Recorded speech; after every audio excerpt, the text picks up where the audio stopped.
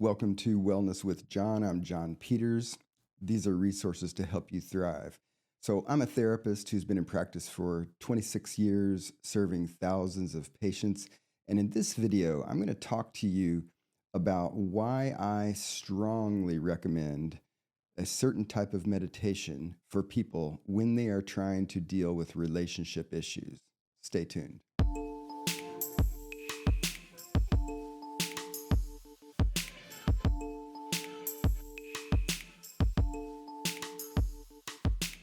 Okay, so in today's video, I'm going to talk to you about why I recommend meditation, in particular mindful breathing, for people when they're working with relationship issues. It's not the only type of case where I recommend this because I think it has broad benefits. And if you look at the videos on my channel, you can see discussion of a lot of that. But the reason that I often strongly encourage people to practice mindful breathing when they are coming to therapy for relationship issues. And here I'm talking about an individual doing individual therapy, but in part focusing on how to cope with interpersonal stress with a partner, family member, coworker, roommate, people in general, or with a couple coming to work on couples issues as couples counseling does. Um, but the reason that I recommend mindful breathing and meditation for couples issues and interpersonal stress is that if you think about it, I mean, this is easy for you to understand, right? Because if you think about it, the last time you got into some sort of conflict with someone else, you were acutely aware of being very stressed, okay? And this is a very important thing for us to notice. When we have complicated conflicts with other people, we have this interpersonal stress that happens. It's not just that there's something not working between me and the other person. It's that I am very stressed. So regardless of how, if we consider the other person, I'm very stressed. So internally, I have the stress fight or flight response activated. The other person very likely also simultaneously has the fight or flight response activated. Okay. Now, this is an issue because what this means is that when the stress response happens, we are in a compromised state in terms of being able to optimally respond to, cope with, and get good outcomes for stress, including interpersonal stress. And part of the reason that this is true is that when the fight or flight response kicks off, one of the things that happens in our brain is one side of our frontal lobe gets lit up, the right side if you're right-handed, and the left side gets partially inhibited because they're in a reflexive relationship. The front part of your brain, when one side lights up, it actually inhibits the other side, okay? And so in the stress response, the right side gets lit up, and that's the side that fuels negative perceptions, negative thoughts, and negative reactions.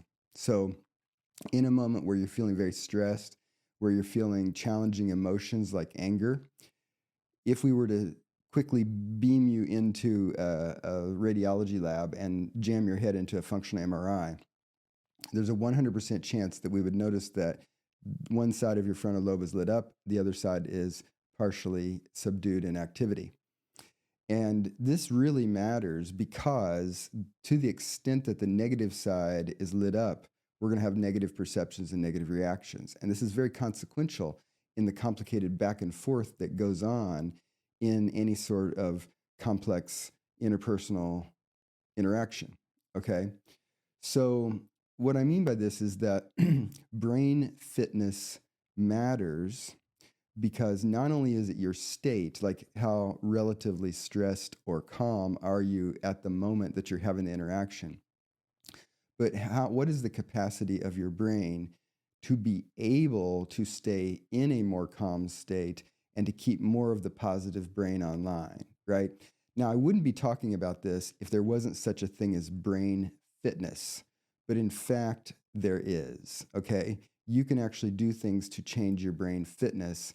And this matters because lots of stressful situations, especially including interpersonal stress, are such complex situations that they not only require skill, but they also often require this brain fitness in order for you to get a more optimal outcome. Okay. We can think about this as analogous to physical performance, right? So, for example, you could learn to ride a bike, which takes skill, okay? But that doesn't mean that you are fit enough in order to compete or even safely ride on a very rugged mountain biking trail, okay? Or you could go take a yoga class, okay? And you could learn the skill of doing a yoga routine, but it doesn't mean that then you're fit enough to safely do acro yoga with a partner, which requires skill and fitness, right? Or as another example, you could learn to juggle. Juggling takes skill. But what if you were going to juggle a kettlebell? Juggling a kettlebell would not only take skill, but it would also take fitness. All right. So in the physical world, it's easy to understand that certain things we can execute fine as long as we're in a situation that only is going to take skill. But if we're in a situation that's going to take skill and fitness, then we either can't do it or we can't do it safely or we can't do it and get a good outcome, right? Certain things take both skill and fitness. And this is true in terms of our mental activity and our behaviors, because there's some things where you can learn the skills and you'll be fine, right? So if I teach you an algebra equation, and the case where you're going to apply the equation and then you have the numbers, you could just plug them in and you know the skill of doing the algebra equation and you can get the answer, right? But certain things like having an argument with your partner takes some skill in terms of skillful communication, skillful conflict resolution skills. But brain fitness matters. And we don't think about this enough in psychology. We don't think about this enough in therapy. This is why I emphasize it a lot in my particular type of practice that I do. Because over and over again, over my long career, I've had people come to me and reasonably ask me to help coach them, guide them, teach them skills so that they can perform better, including in lots of situations of interpersonal stress. But over and over, I've seen people then go home after the therapy sessions and not perform well. So they come back to me in the next session and say, yeah, we learned it, we tried it, it didn't really work very well, okay? And why is that? Well, maybe they learned it correctly. Maybe they were doing it correctly when they did it, right? But just like riding a bicycle correctly doesn't mean that you have the fitness to go ride a rugged mountain bike trail. You just don't, okay? And if your goal is to do the mountain bike thing, you're going to have to develop some additional fitness in order to be able to do that safely and competently. And that's completely analogous to the types of things, the types of mental and behavioral maneuvers that you and I have to do in lots of situations, including those of interpersonal stress. So more fitness makes us perform better, right? Now, we don't talk about this enough in psychology. We just pretend that, oh, yeah, as a therapist, I'm going to teach you this new thing, and then it's lovely and it's going to work. Not necessarily, right? But the good news is that brain science and the cognitive neuroscience niche of psychology and practice wisdom and anecdotal data that people like me have gathered over decades of practice with these types of techniques has shown that there are certain things that you can do to very efficiently practice to increase your brain fitness. And what I'm talking about is rewiring the parts of your brain that have to do with what your brain does when you have the fight or flight mode activated, okay? So science has shown that there are multiple brain parts that are implicated in the very complex cascading response that happens very quickly when we get triggered and we have the stress response and our fight or flight response ramps up. There are multiple brain areas and we know where a lot of them are. Now, we don't know as much about the brain as we would like to know, but we know enough about the brain to know where to identify certain brain centers that actually are implicated in the stress response. We also know, and this is very important, we also know that when you do certain types of mental activity, including in particular what I'm going to talk about here, mindful breathing, that you actually rewire some of those brain parts. And the result of that rewiring is that when you're in a moment of stress, you have a different quality of stress response. It actually changes your stress response because it's literally changing your brain. You are getting brain fitness through the practice, okay? So when people practice mindful breathing, okay, and they do it as I prescribe, which is 1 minute sessions 5 times a day, okay, I have found this over and over and over. When I teach people who are dealing with interpersonal stress to do mindful breathing, and then they actually go do it, and that's important, not just learn it, because they have to actually practice it. Just like I can't just read a book about working out but not go to the gym and expect to be more fit, okay? If I'm going to get more physically fit, I have to actually do the exercise to get more fit, right? So if people learn mindful breathing and they actually practice, the good news is that within a week to 10 days, about 90% of my patients have come back to report that they're already performing better in situations of stress that indicate that they're actually starting to get this brain fitness, right?